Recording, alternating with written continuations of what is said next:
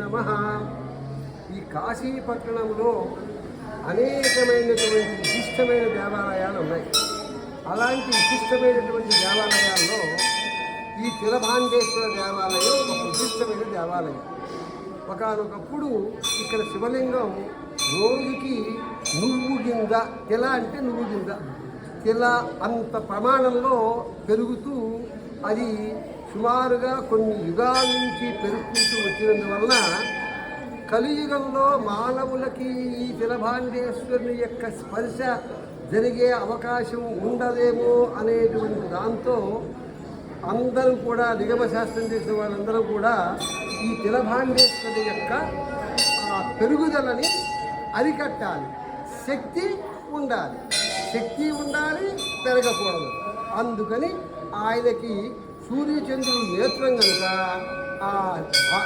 ఆ శివలింగం మీద ఒక పక్క చంద్రుని ఆకారంలో ఒకటి, ఒక పక్క సూర్యుని ఆకారంలో ఒకటి పెట్టి ఆ లింగాన్ని పెరగకుండా చేశారు. అందువల్ల ఇది ఒక పెద్ద భాండంగా ఉంటుంది. మనం కల్పించేటువంటి శివలింగముల కన్నా దాని యొక్క మూలం 400 అడుగుల లోతున్నది. అంత లోతు ఉంచింది ఆ శివలింగం. అందువల్ల ఏ భక్తుడైతే వారణాసికి వచ్చి తిలభాండేశ్వర దర్శనం చేసుకొని ఈ తిలభాండేశ్వరుని యొక్క శ్లోకం ఒకటి ఉండాలి, అది చదువుకుంటే యావత్ జీవితము కూడా వారికి ముక్తి కలుగుతుంది అనేటువంటిది మన కాశీఖండంలో చెప్పినటువంటి ఒక ప్రమాణం. ఇది తమిళనాడు వాళ్ళ యొక్క ఆధ్వర్యంలో నిర్వహించబడుతూ ఉంటుంది. ప్రతి సంవత్సరము కూడా తమిళనాడు నుండి భక్తులు వచ్చి సుమారుగా ఒక 15 రోజుల పాటు నమ్మక చెమకలతో అభిషేకం చేస్తారు. రోజుకి స్వామివారికి ప్రదోషకాలంలో ఒక అభిషేకము, ప్రత్యూషకాలంలో ఒక అభిషేకము, బ్రాహ్మీ ముహూర్తంలో ఒక అభిషేకము. ఆ అభిషేకం చేసిన తర్వాత ఈ స్వామి యొక్క హారతి నుంచి ఇక్కడ అమ్మవారు ఉంటుంది. అందుకని మధ్యలో ఎవరు నుంచోకూడదు. అందుకని ఆ వదిలిపెట్టి హారతి ఉంటారు. ఇక్కడ ఈ అనేక రకమైన ఉపాలయాలు ఉన్నాయి. రామ లక్ష్మణ భరత జంతువులు ఉన్నటువంటి ఆంజనేయ స్వామి, శారదాదేవి, శంకరాచార్య, తర్వాత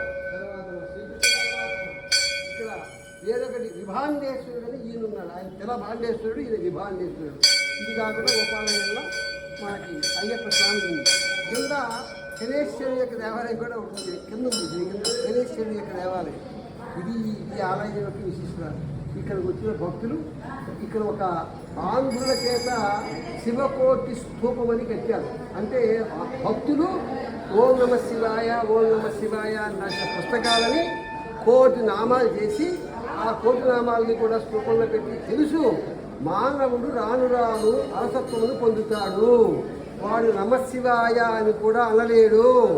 ఒరే నాయన, నువ్వు అనకపోయినా నేను రాసినటువంటి దాన్ని ముట్టుకోరా చాలు, నీ పాపం పోయి రావాలని అంటే అక్కడ కూడా వెళ్ళి ముట్టుకోకుండా ఉన్నవాడు కూడా ఉన్నారు.